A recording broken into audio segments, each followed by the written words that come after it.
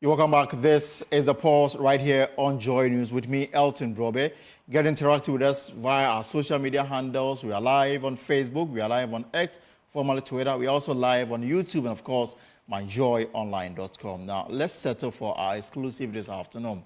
Now, he is famed for his pioneering role in the establishment of the Cardiothoracic Center at the Kwabena Teaching Hospital, helping deal with very complex cardiac health problems in Ghana. He had left his lucrative job in Germany to help his country address critical health and environmental issues. Eventually, he left the theater and went into leadership in government with the power to now address the growing or the many health problems afflicting the Ghanaian society. What happened? Our guest today is Professor Kwabena Frimpong-Boateng, former Minister for Environment, Science and Innovation. He's here to share his story and other experiences with us right here on The Pulse. And of course, get interactive. Where if you have any question, I will surely share with him as we progress on this Prof, a pleasure to have you here on The Pulse. Thank you for having me in your program. And today is exactly 12 years since we lost former President John Evans Atta Mills. Any fond memories? Well, I didn't know him that much. I had about 2 or 3 close encounters with him, but I don't want to narrate why we met on those 3 occasions. So, but we have to remember him. He has been he was our head of state, our president, and we have to honor our president. Anyway, we wouldn't go into the matters of today. Yes. I mean, the man is credited with peace, and yet today at Asunje Park there was near, commotion between a group and another group, the NDC, and then Kwabena, the host group, and they all of them working together to honor his memory, and it turned chaotic in a way. Actually, I didn't know about it. I just heard you say it, so it's unfortunate. I think no matter what the differences, we have to work together as a nation so that we can move and build a nation that will be good for our children and our grandchildren. But Prof, I've been meaning to ask, are you completely out of politics? No, we cannot be out of politics. Everybody is in politics, but you may not be... Maybe active politics, if I should qualify it. I would say active, but not the type of politics that you see. Yeah. But what have you been up to since you left government? Left government? Oh, working all the time. I always have lots of things on my plate. Working in a hospital, teaching, doing research with my colleagues in Germany, building schools, colleges, and lots. So you've been busy? Very busy. Very busy. Yeah. But do you miss your time in government, first as an environment minister, given a unique responsibility in government? Do you miss those times? I don't miss it at all, because of, you go in with very good intentions, and then what you see is different from what my vision was. So I don't miss it at all. I mean, if I had known certain things that I know now, I may not have even gone into government. Are you able to share with us some of the things? No, I will not be able to share with you. Another time. Another time. But we'll come back to the issue of governance and the role you played in the various sectors that you were charged with. But some few weeks ago, I hosted some workers from the Cardiothoracic Center at Kwabena Teaching Hospital. They came here to announce to the world that they will be celebrating the center. And then there I was watching television, and you were honored with that beautiful sculpture. I mean, how does that make you feel, knowing very well that when President Kufuor left power and then the NDC came on, there was this back and forth regarding whether you should continue to work there or not. But the center came together to honor you. I think it was touching, and I took the honor on behalf of all the people, the pioneers and all the people who work with me at the Cardiothoracic Center. And let's not politicize what happened there. It wasn't pure politics. A lot of things went into it. But again, let's do the positive today, and then at another time we'll deal with some of those issues. But I was very honored by what my friends and colleagues did at the Cardio Center. I remember the sustained education you had on the center, and the fact that I think either I was in JSS, where you said if everybody should contribute back then 2 Ghana cedis every month, the country was going to be in a position to have a dedicated fund to treat people with hole in heart Yes. How far have we come from that period up until now? There have been problems. But again, I don't want to go into those issues. Another time I'll come. In terms of health development in that sector? You know, see, the technology that we had at the Cardiothoracic Center is the 1980s technology. Mm-hmm. And for many years, we did not invest to be abreast with modern trends. Mm-hmm. So we have a lot of catch-up to do, not only in terms of acquisition of equipment and machines and so on, but in terms of training. You know, training is so important. Mm-hmm. We need to be training people all the time, because it takes a long time to train people who will be confident to take over things. But then if you have money, you can buy equipment and things in a very short time. Mm-hmm. So we lost a lot of ground, but I think the center is taking measures to bridge that gap. And that's where I will help. But you don't think that we've progressed steadily as we were supposed to from that time up until now? No. It wasn't a steady progress. Mm-hmm. So in many ways, it was a retrogression. But you will not see it. Mm-hmm. But we are putting in, or they put in the blocks, building blocks to help us stabilize things now and then move forward. But we need to train people in many areas. So we don't have enough surgeons for that sector? Not only surgeons. We don't have enough surgeons, anesthetists, perfusionists, specialized nurses, and cardiologists who can do some of the refined things that are happening in the world today. And where lies the issue? Training.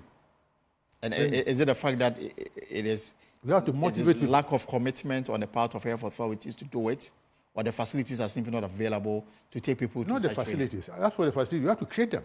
You know, we have an institutional care division in the Ministry of Health, but that's not functioning well. This division is supposed to monitor what is happening in the hospitals and look into the future as to what we need. For example, what happens to patients who are on dialysis? We are in a country of 32, 34 million people. Thousands of people are on dialysis across the nation, mm-hmm. but we don't have any kidney transplant program. Yeah. So you need some people to sit down and think about what we do so that we'll be able to help all these people who are on dialysis. That thinking is a very complex process. Right. And so this is what I'm saying. Mm-hmm. There must be some people who will sit down and think as to what is the situation now, what do we have to do so that we get to where we are going.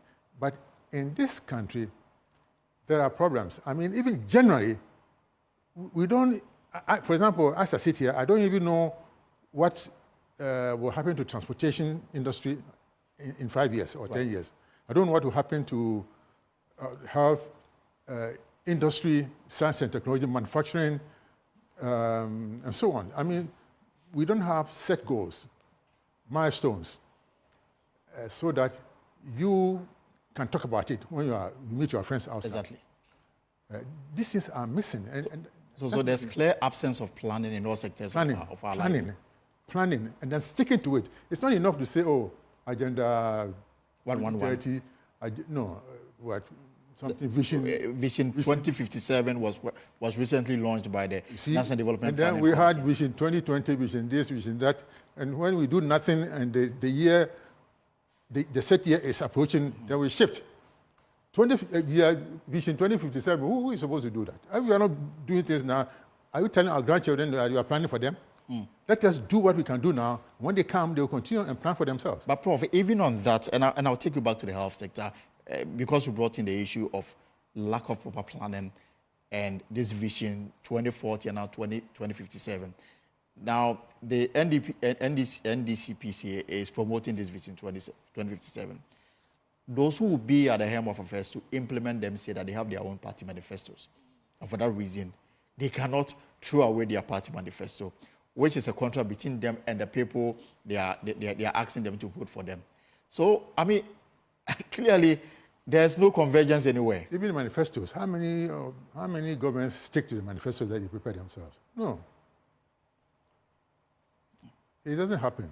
So we should have set goals and be passionate about it. We have to do things with passion.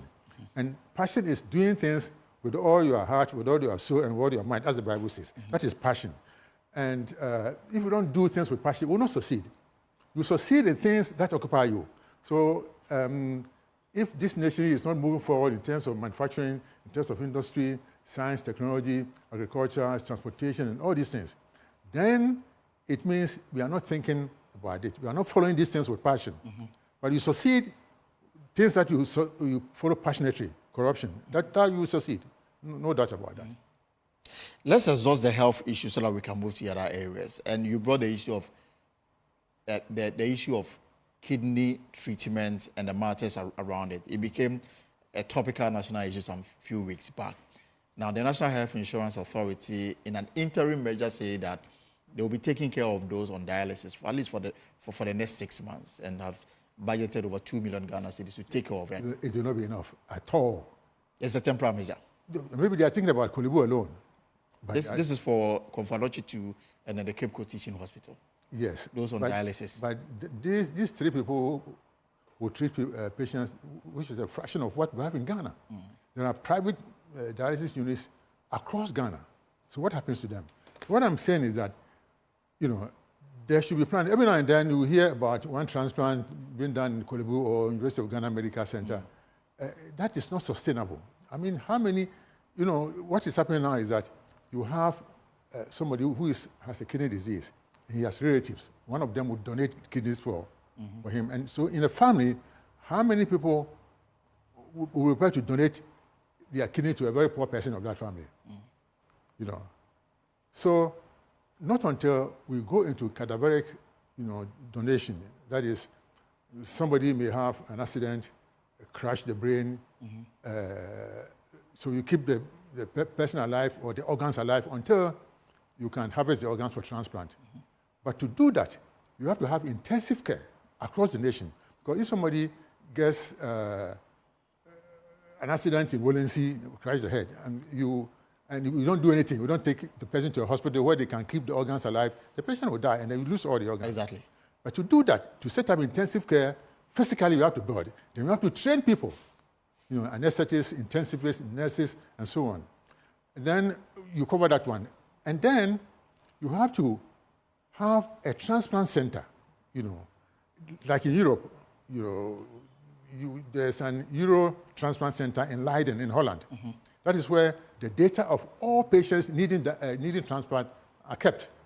So if there's an accident somewhere in France and an organ is available, you transmit the information about the donor to Leiden. Right. They will look into it and see the person who will be fit to receive that organ.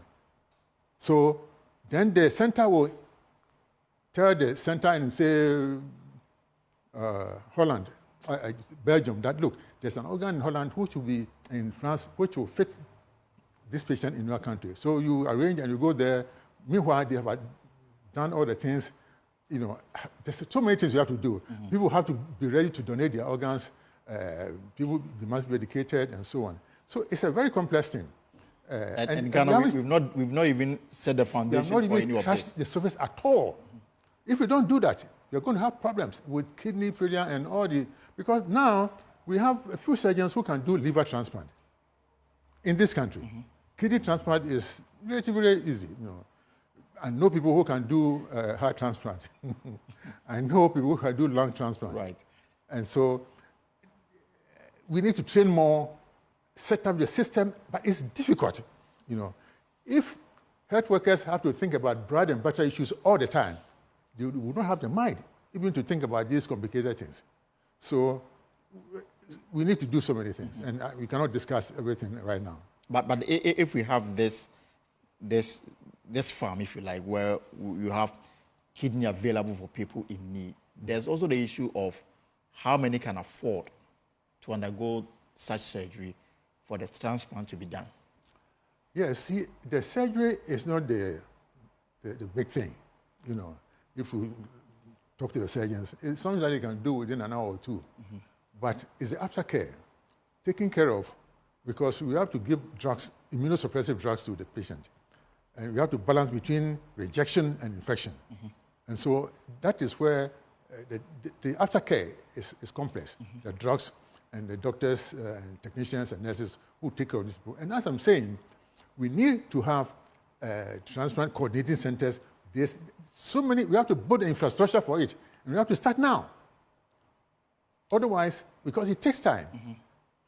But Prof, until we get there, the discussion right now is how do you take care of those who have kidney issues? And it's about cost. The reason why the National Health Insurance Authority, they've provided a short-term measure. What from your estimation should be the long-term goal in terms of the affordability aspect of it?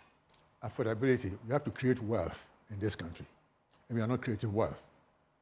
Do you understand? Everything we are doing is to dissipate wealth in this country. We borrow money to do projects. I mean, how many countries ever developed borrowing money, begging for money to do projects? For 58 years, since Nkrumah left, all we do is to get money to do projects, build roads, interchanges, markets, schools, and this. I'm not saying this is a bad, but these are just projects. We have to look at things that we do that have linkages, horizontal and perpendicular linkages, so that, I mean, for example, if we embark on a project, you know that in 5 years' time, this project will affect this thing, and then you, in, say, 5 years' time, will be able to be in a position to build more of what you did initially. And we are not doing that in this country. So, and the thing is that borrowing money to do these projects, you don't need anybody. You know, you don't need the investors, you don't need the research institutions. That is why we are suffering. We have knowledgeable people in this country. If you go to the universities, Academy of Arts and Sciences, CSIR, and the rest, they have the solutions. Right. But you don't need them to borrow money. You don't need them to come and build a bridge. And you don't need them to win the next elections. So that's why we are plodding on. Every party comes and so I'm doing projects. And then we compare what we did with the last one, the previous one, the next one will come, and that is the cycle we are in. So, and if we continue to do that, this country will never be developed. We will be creating problems for ourselves. Because if you borrow now to do projects, and you're not creating wealth, next time you need money to maintain the things that you build. Exactly. Then we need money to build more. Where are you going to get the money from? Meanwhile, you are selling your natural resources, and they are dwindling. And so, if we don't take care, we are going to be in big problems in the future. We have to think.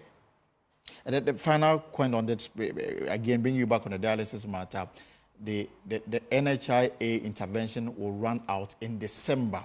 And I'm guessing that after December, we'll get back to this very discussion about what is government doing for a long-term solution. We are subscribers of the National Health Insurance Authority. This element is not captured. Even the NHIA capping is a challenge in terms of, in terms of making the available the money government collects on it on the authorities' behalf. The money we exhausted before December, I can assure you. And this short-term political solution. This is not a medical or social intervention. This is more or less political. It's not going to do anything to it. So that is it. Meanwhile, a lot more people are being developing kidney issues and so on. So that is it. We need to work hard from now. Even if the issue of whether Ghanaians will accept it. How many Ghanaians if we go to somebody now, the child has been involved in an accident, he's crashed his brain, but you go and tell the person, oh, the brain is gone, but your kidney, your heart, and pancreas, liver, they are working, and we want to take these things for transplant. No, they do not agree with you at all. So we need education. Let's educate our people the importance of this thing, and let's assure them that it's going to be done fairly and across board. It will take some time before we get there. And then the center that you set up, that we are celebrating you for it today, and then your initial proposal that if every Ghanaian should donate 2 cedis again, we're going to have a dedicated fund to treat cardio issues. Yes. Now, I was at the center early this year. A Chinese businessman, president of Sunda, had come to Kolebu, donated $100,000 to treat children who have developed hole in heart. Yes. And then it's brought back this issue of, so this proposal that you announced years back, nobody took notice of it. That's the reason why treating hole in heart is beyond the reach of millions of Ghanaians. So not only hole in heart, what about children with childhood cancers? you know, some parents cannot even treat their children with ordinary malaria. So we are in crisis all the time. And I know about this Chinese thing. It's done very well. I mean, he donates $6,000 for every child who had, and that is very commendable. And so far, I'm told over 20 children have had the opportunity. Oh, there's more than, I think they've done about 30 or so by now. Yeah. So, and this is good for the cardio center. And you see, it is a discipline, you know, that we put in place. For example, the cardio center doesn't go on strike. And this is something that we negotiated for from the very beginning, that doctors and health people have good reason to go on strike, but we should not allow the cardio center to go on strike, because we have only one center. If somebody has a gynecological problem and the public hospitals go on strike, you can go to a private hospital. But if you have only one center dealing with this complex thing, you cannot go on strike because you put lives at risk. And so although we agree on, we sympathize with the strikes, the cardio center has never been on strike before. And this is a good testimony for the center and for the health leadership in the medical association. But Prof, overall in the health sector of this country, will you say that we are up to it, or we are simply nowhere near providing quality health care for our people? No, if we look around... There's a story of the Kwabena Teaching Hospital where years of neglect has actually forced the Asante himself to be asking people for money to renovate a property that belongs to the state. Yes. We need to be working all the time. As I said, renovating, training all the time, so that we don't get into such crises. But we are in 2024. We have an what I'm saying now, if we look at Ghana, certainly we are much better than a lot of the countries around West Africa. No question about that. But that should not be our standard. Our standard is a world standard.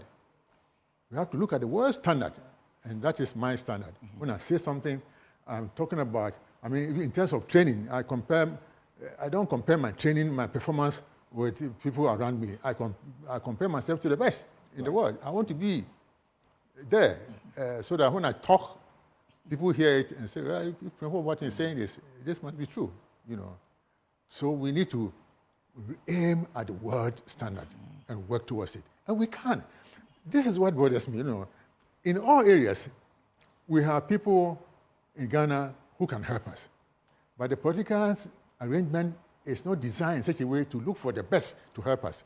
You know, politicians look after themselves, their families, and things before they think about the rest of us. That is normal. You know, you can see that without exceptions.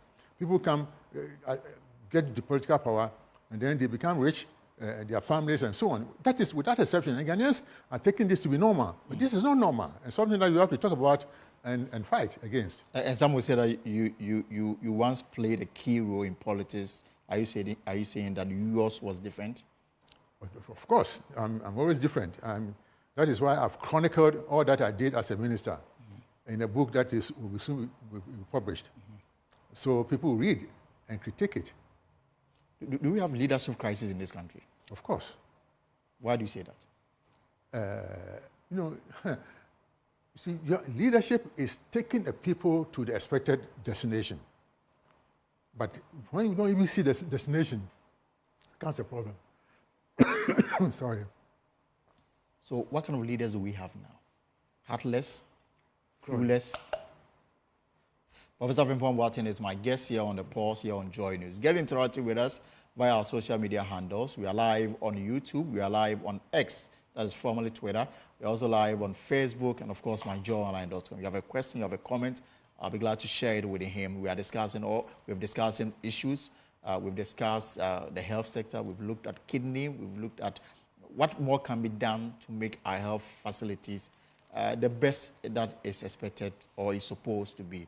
Now, we're going to spend some time on leadership, and it's made it clear that we have leadership crisis in this country. Why do we have leadership crisis, Prof? So why? Is it because we have clueless, incompetent? Let me tell you an example why we have crisis in Africa. It's not only Ghana. It's not a Ghana matter. It's Africa matter. Last year, there was a South Korea Africa summit. And then 48 Africans were represented there, including 24 heads of state. Do you understand? Korea has a population of 51, almost 52 million people. The land area is about a little over 100,000 square kilometers.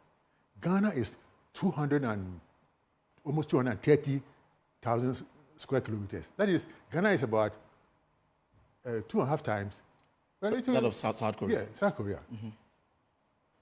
And in 1960, their per capita GDP was $87. Now it's 59,000. And Africa has a population of 1.2, 1.4 million.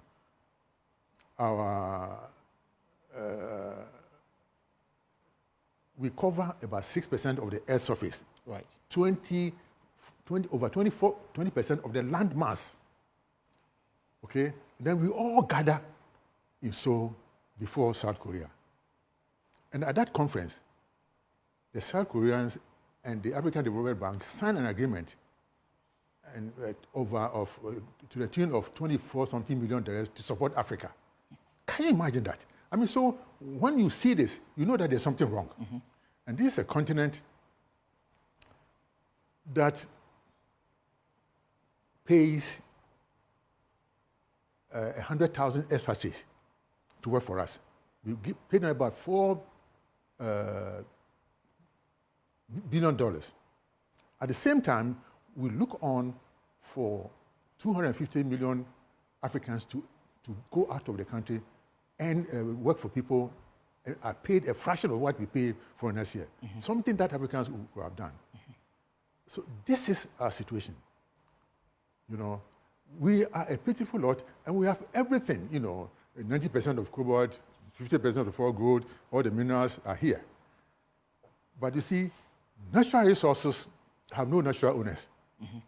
Those who own the natural resources are the people who come to invest in your country, who have the money and the technology to deal with those resources. If it's in your country, you are doing nothing, you will get about 5-10% of the resources. Exactly. So if we look at all these things, again, I mean, the pitiful thing is that multinationals, you know, evade taxes.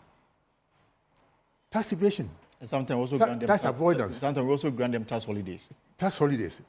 And sometimes people even quote about $850 billion, but maybe about $500 billion, you know, tax evasion. They take it away, and then we go and beg for budgetary support, you know, aid, ODA, worth about $200 billion. You know, so what is wrong? If we have good leaders, you will not be doing such things. And again, something very sad happened during the Korea conference. You know, whilst Africa had gathered there talking and so on, a few African countries went the back door and they were negotiating privately with the Koreans. You know, instead of being presenting a solid front, United Front, it wasn't happening.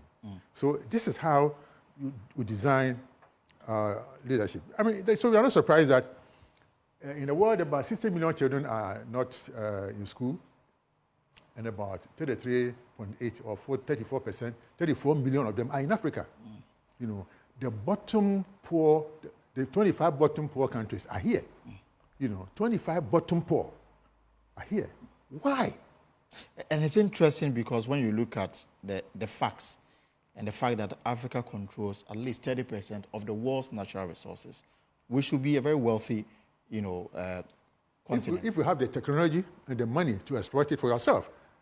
So this is what I'm saying, that when we are investing, we have to invest in areas that will allow you to better yourselves. And so as minister, everybody knows that I was fighting for the establishment of a foundry and machine tool center. A foundry, everything, you know, you cast a lot of things, vehicle parts and so on. And a foundry with CNC technology, that's the computer numerical control, where you can use computers to design, manufacture things, and build spare parts, machines, and so on. And there are people in this country who can do that. I know a company in Accra here that are very good in automation, you know. They are good in programmable logic control, and that's the basis of automation, you know. They are all here, but we will not gather them and help them because it's not lucrative to, you know, to do that. But that is how to build a nation. Prof, if I should personalize the issue of leadership and, you know, making sure that we benefit from our own resources, the question that a lot of questions I'm getting on our WhatsApp console is the fact that you were put in a sector that was to ensure that our forest reserves were protected. No, that wasn't my job. My job was, I was a minister for environment, science, technology, and innovation. Protecting the forest is the forestry Minister of Lands and Natural I'm talking about the issue of the illegal mining. And yes, that is a different thing. It wasn't part of my ministry. There was a committee of 10 ministries, and I was the chairperson. You were the chairperson. Yes. And then the concern that people are raising, that you are talking about leadership, and yet you had the opportunity to chair this committee, and the terms of reference were quite clear. Yet we still have issues with illegal mining. We still have the impact of illegal mining on our environment is so glaring for everybody to see. I agree with whoever sent the message, but my job was to draw attention of leadership to that thing. So I wrote a report. And even before I wrote a report, every now and then when I had issues, I informed the president. When the Forestry Commission was giving out forest reserves for mining purposes, I wrote a report, with the letters, all the details, and handed over. Whilst I was in the committee, and the president called Sir John, he was alive then, and confronted him with these things. But I don't want to know, I don't go into the details of what happened. So we had problems, and at every step, they were informed about what was happening. And so finally, I wrote a report, and which is now, I'm in court because of the report that I wrote. Some people think that I have defamed them, and so they've sent me to court. So will you say that you failed in that responsibility? No, I didn't fail at all. But the river bodies are still as clear as possible. I'm not the policeman. I'm not the court. For example, if you arrest Chinese, you take them to court, they are given bail, and then they go back to do the same thing. Is it my fault? No. Yes. So the way forward should be what? I mean, is it the fact that we had leadership that was not interested in helping deliver on the mandate that we I don't want to talk about Galamsey here. But if somebody is serious and he wants to stop it in future, I can come in and give advice. But you see, such open discussion, there's no end to it. And I may mention things which listeners may not understand. But as I said, we did our work very well. And because I'm in court, because of that, I want to be a little bit cautious with what I say. But as we head towards the election, two issues have come up. The NDC is saying that they will invest $500 million in dealing with the effects of illegal mining on our environment. I've heard Dr. Mamadou Bawumia, who has put out this plan, which says that they are also going to even set up a bank to help people who will have license granted them to undertake small-scale mining to go to this bank, access loan, so that they can mine on their own without bringing in foreign nationals to help them mine. The essence of this, according to him, is to ensure that the mining sector is regulated, the money that they will get out of it will stay in the country. These two issues, $500 million to help, fix the effects that Galamsey has done to our environment, and somebody setting up a bank and streamline the activities of the acquisition of license for the small-scale industry. Are these workable plans? No, it will be good to reclaim the land and do many things, but $500 million will be woefully inadequate. Dollars? Oh, yes. You need billions of dollars to do that. We estimated, when I was there, we did some estimates with EP and so on. It will run into billions and billions of dollars. We don't have. Which we don't have. And the other suggestion, I don't want to talk about it. We have to forget about it. Let's not discuss it. It's not workable. If we really want to stop it, as I said, let me not go into illegal mining. I have a lot of things to say, but not now. If people are serious and they want to stop it, why can't they stop it now? Even now. The Domahine has stopped it. Not even has stopped it. You can't start there. As always, KVR says that if you want to come, then we should be able to share the profit that will come out of it. Who said that? The same from the Doma Traditional Authority. No, I have not heard that. That you come and share. No, he says it will not be done. He says if we are to grant you license to mine, I haven't heard that should be one. part of. I haven't heard that one. I haven't heard that one. But the thing is that this should be a serious discussion which you and I cannot exhaust this morning or this afternoon. But it can be done later on.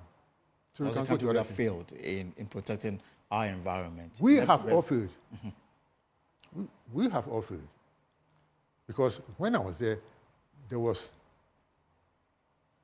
no mining, very little mining in the forest reserves, because we'll come after you. But after I've left, everybody is there, because nobody will come or will pursue them. I still see some of the excavated seas on the Adenta Road. I still see some of them parked close to the MMT, the Metro Mass, station. For how long are they going to be there? I don't know. We handed over all the sea excavators to the government, and whatever they do with it is their problem. Prof, again on leadership. I mean, we are heading towards the elections. I mean, leadership is very crucial. If you didn't hear comparison between what Nkrumah did and what has been done so far, what should Ghanaians look for in those who are parading themselves as possible, solutions to our problems? I don't think, I mean, we know the people. We are here in Ghana, we know them. Some of them don't see the truth. Some of them are not knowledgeable. Some of them are arrogant. Some of them are immoral, and so on. And these are the people we are going to vote for. And so we think when they come to rule us, they will do the right thing. No. But your verdict is very serious, Prof. Immoral, liars, incompetent. These are people who want to lead this country. Yeah, when I say leadership, it's a broad band of people. And so, but generally, this is how it is. I mean, you are making a straight face as if what I've said is not true. My job is to answer questions. My job is to answer. Yes. Yeah. But when also you hear people putting so much value on a Dutch passport against a Ghanaian PhD holder, how does that make you feel? Very bad. I thought it was a joke. No, it wasn't a joke. I thought it was a joke. So, leadership. 1970, Korea was exporting textiles, plywood, and wigs. The three top exports. But they set up institutes like CSIR, Atomic Energy, this. And look at what we are doing now. We have to set goals. If you look at what the Chinese have done, the Chinese, the development really started in 1986, March 86. So if we look at the China program 863, named after the year and month when it started, there were 4 weapon scientists, who wrote a private letter to Deng Xiaoping. That look, sir, if we look at our country, and all we do with our technology is to create weapons. If we don't look at the civilian utilization of technology, commercialization, we'll be lost. So Deng Xiaoping got a letter and said, agreed, do something. And so the Chinese set up a fund and set up institutions to go into biotechnology, information technology, space, laser, material science, and so on. Research. And after years, this is what is happening. This is, it's not like pregnancy where you get pregnant and after 9 months, something comes out. We have to work at it all the time. Right. But if we're not doing anything, we are just borrowing money to do projects. This nation will be poor and poorer and poorer and poorer. We are not going to get better. I mean, I'm not expecting that things will be better the way we are going, because no country ever did this and got into, we can't stabilize the city if you are importing all the time. You don't export anything. All you're exporting is primary goods and so on. No value addition to your products. It doesn't happen. We don't need a rocket scientist to be telling you this sort of thing. So therefore, you're not surprised when doctors and nurses trained with the taxpayers' money will just join the available funds. Because when they sit here, they haven't got the tools to work with. There's no future direction. And they are very intelligent people. They read, they communicate with their colleagues abroad, how things are going. Anytime I go to where I train in Germany, I become very sad. Because when I left there, they were here. Now they're up there, doing wonderful things. They've gone ahead of you. Of course. Although I go there, try to catch up, do things with them. But generally, in my country, we are way down. We may be better than countries around us, but they should not be our standard. So therefore, when people are so desirous of leaving the country, it wouldn't matter the kind of job that is awaiting them. They just want to get out of this. See, this is what I'm saying. When leaders say they are doing well, and the citizens don't see their future in this country, then you cannot be doing well. You do well, you have children. If you are doing well, your children will want to stay at home. They will not want to leave you. But if we are working hard, we see we are doing well, we are doing wonderful things, we are creating this, building bridges and here and there, and still the young people, the future of this country, if you look, 90%, even more than 90% want to leave. Of course. So we are not doing well. I mean, it is, and it's one of the stories that I'll bring to our viewers, because the Ministry of Youth and Sports this afternoon held a news conference to respond to this very, as far as I'm concerned, a national disgrace, situation where a group parading themselves as disabled individuals, according to the information we have, and according to the information provided by the association, the president of the association signature was forged, and this group managed to get visa from the Norwegian embassy here in Ghana with under the pretext of representing the country in an Olympic in Norway, and then all of them absconded. One person died. The person who died, 4 of his relatives, so-called relatives, also secured visa to go and bring the body back home. They also absconded. So, I mean, this sits in a broader scheme of people wanting to leave because politicians, including yourself, have failed the masses. I haven't failed the masses. I've done my work well. The thing, I will not say this as national disgrace. It's unfortunate. But the real disgrace is when every day, people leave this continent, cross the desert, and this treacherous sea, most of them are drowned. That is the problem. That is happening every day. A few people are sworn in Norway. Well, it's unfortunate, but it has happened. Maybe you can trace them. But I will not see that as a disgrace. But let's think about our nation, how we can build it, but we must sacrifice. See, the point is that in Ghana, every generation wants to enjoy. But in the life of a nation, 1 or 2 generations, a few idiots like me, will have to sacrifice so that the next generations will have a good life. That is why we sacrifice so much to build the Cardiothoracic Center. The Cardio Center, the block you see there was no government, one city government contribution in that thing. I could have bought that thing in my village as mine, but you will not be successful because you need to train people. So we need to sacrifice so that the next generation will enjoy. Well, apart from sacrifice, what else must be done, at least for the next 10 years, if we are to see some semblance of change and prosperity for the Ghanaian? The people should protest. When things are not going well, when somebody is looking for, every day people call me, "Oh, Professor, I want money for rent, school fees, this, that." Don't come to me, go to the government, because the way our social system is structured, we absorb a lot of the shocks. Instead of people going out to demonstrate and tell the government that they are not happy, things should be done for them, they will go and look for their friends, their uncles and things, and that kind of thing. Kenya recently was in the news for this very issue. Yeah, it was unfortunate that so many people had to die, but you have to show you are discontent with what is happening in your country because it's your resources that are being used, not being used well. So you need to talk and protest. Are you surprised or disappointed that 2 years after COVID, there is still a levy that we pay every day? Too many taxes in this country. Not only that tax, too many taxes. This is what I'm saying. When multinationals evade and dodge tax to the tune of 500 billion, and then when they are gone, you come back and levy heavy taxes on poor citizens. That is unfortunate and immoral. That is not right. And this is where we have to complain and demonstrate, show our displeasure with some of these things. There are those who will say that the countries that are advanced, including Germany, that you live there, it is the taxes that help build the infrastructure. Yes, but taxes that help build Ghana. Here, only the poor people pay electricity bills. There are rich people who are staying in very developed, gated communities and politicians who don't pay utilities.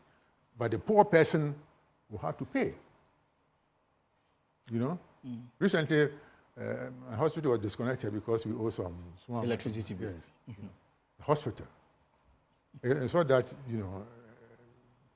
we don't charge people too much just to have, people set their eyes on you too. Anyway, so what I'm saying is that, what I see is that whoever wins the coming election will be a transition government. After that, Ghanaians will have to sit down and ask themselves, do we have to go on like this forever? In 2017, when President Kufuor appointed a minister, is it the kind of development or the kind of program you were expecting? Program? I mean, in terms of how governance have come from 2017 No. I had my program, develop science and technology, build infrastructure, so that within 4 or 5 years, we will build our own spare parts, we will build machines, we will build our transformers, water pumps, and some of these things. And we are capable of doing that. But that thing was truncated when I left. But you can also credit the president for something, at least under his watch. I mean, every school-going child at the secondary level has access to education. He's building hospitals in underserved districts across the country in the Agenda 111 project. I mean, it's good to build education institutions, but what kind of education? Recently, the lecturers in the universities are complaining that some of the students are so bad, but they come out with top degrees, top grades into engineering and other areas, and they are not even fit to start university education. So what kind of people are you producing in the SS? Isn't it the responsibility of the lecturers to bring them out to that level? Lecturers were in the university? Yes. No, please, don't put this burden on them. If you go there with virtually little knowledge of what you're supposed to do you expect the lecturers to go and teach them or what, SS stuff or what?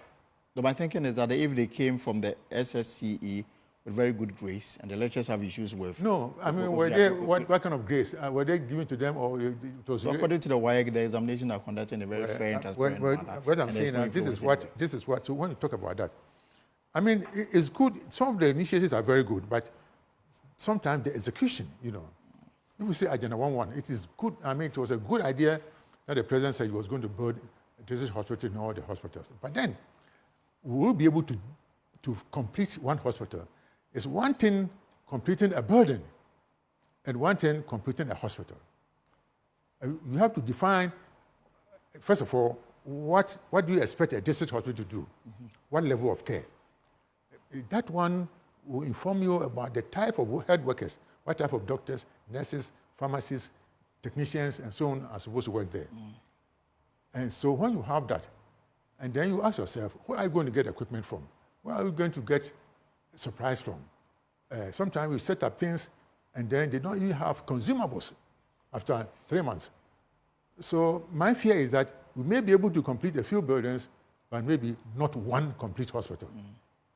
Okay. Well, we are virtually coming to the end of our conversation. So when is the book coming out? Some people are reading through. Are going through it. They're going through it. Yeah. But it will be out before the end of the year? I hope so. Somebody's asking whether you are still a member of the MPP. Which one? Yeah, somebody's asking whether you are still a member of the MPP. Yes, I'm still a member of the MPP, but not MPP in this present configuration. Why? It's different from the MPP I knew. So you wait for this leadership to leave so that you can reactivate your membership in the party? Do you have to go there today? Oh, it's just a question, Prof. It is a question, Prof. A question that people are interested in getting the answer. No. I subscribe to the ideas of the UP tradition. But at the same time, we have to honor Nkrumah, who did so much for us. Without him, I would never have gone to senior school. I would never have been in a medical school. So that's how I see politics. You belong to a certain tradition for certain reasons. But that doesn't mean that you have to demonize your opponents. That's how I see it. But the MPP in this present configuration is not very attractive to me. But the general politics in this country, well, has there been improvements since '92 in terms of dealing with issues rather than insults and all? No, it hasn't improved. I mean, I give Kufuor, see, sometimes Ghanaians forget there are certain soft issues, power, that are executed, but which we don't notice. And I give Kufuor a lot of credit for the transition from near dictatorship to dictatorship to the rule of law, democracy. People have forgotten how difficult it is. It didn't involve putting up a burden or doing something, but how he managed to deal with the PNDC, NDC, and then the transition, Ghanaians understanding that we have to forget certain things and move into democracy. That was difficult, but he executed it. And that's why I give him credit. Not because he had built some exalted burdens here and there. But in the upcoming election, there's MPP, there's NDC, there's also a group calling themselves the Third Force, led by your former colleague in the MPP administration, Kwabena Frimpong-Boateng. Who should win? Maybe a few more, one or two will come before the elections, and they must think. But as I said, whoever wins will be a transition thing. After another 4 years, Ghanaians will have to sit down and say, do we have to go in this direction? Projects, and then when you say we are corrupt, you say, oh, but you were corrupt when you were there. When you say we've done this, oh, but you two did the same thing. We are not here to compete for a competition in corruption and the bad things. We want people who can build this nation, who can give us perspective, who can tell us that in 5 years we'll be here, 10 years we'll be here. And this is what will happen in agriculture. Now, for example, if we want to develop agriculture, it's not planting for food and jobs and that kind of thing. It has to be associated with agri-related industries, like fertilizer, agricultural machinery, and seeds production. So these things go hand in hand. So we have to think so that we have perspective, landmarks, roadmaps, so that we can say with certainty that in 5 years' time, 10 years' time, we have the train in Ghana, trams in our cities, we have this, engineering will be able to produce our water pumps, this and that, agricultural machinery. This is something that we should have been doing long ago, so that we plow with our machines, we harvest, post-harvest things, we do it ourselves, and then the machine to process the food, And here, and let me tell you one thing. One thing I've noticed is that some politicians don't understand the difference between development and growth. We think about growth. Food production is high, this is high, that is growth. But that is not development. Growth is increase in size. Development is increase in complexity. Right. So if one year you grow millions of tons of yam, that is growth. But it's not development in the yam industry. Right. So this is what I'm saying, that we should sit down and think about some of these concepts so we don't get lost in the midst of all these political... And in 2007, you were one of those who wanted to lead the MPP in the 2008 elections. Is that ambition still... If I were the president of my friend, we will not be here checking this. This Ghana would have been a different country, I'm telling you. And I'm saying that, is that ambition still alive in you? What? To become president of this country one day? No. My ambition was to see a Ghana that was good. That's my only ambition. So, and that was... It didn't change when I was in the government, because I laid down all the things that I thought should be done. For example, Ghana Beyond Aid. What does it mean? And I thought that my minister was going to play a central role in that, because that is, the poverty gap is a technology gap. Absolutely. But then it was sent somewhere, senior minister's office, and, then so many things, chiefs here and there, consulting this person, and I suppose we don't even know the direction where we are going. Ghana Beyond Aid. When and how? Think, set the roadmap, and so on, and then work on it. Prof, thank you very much for coming to. We look forward to this book. All right.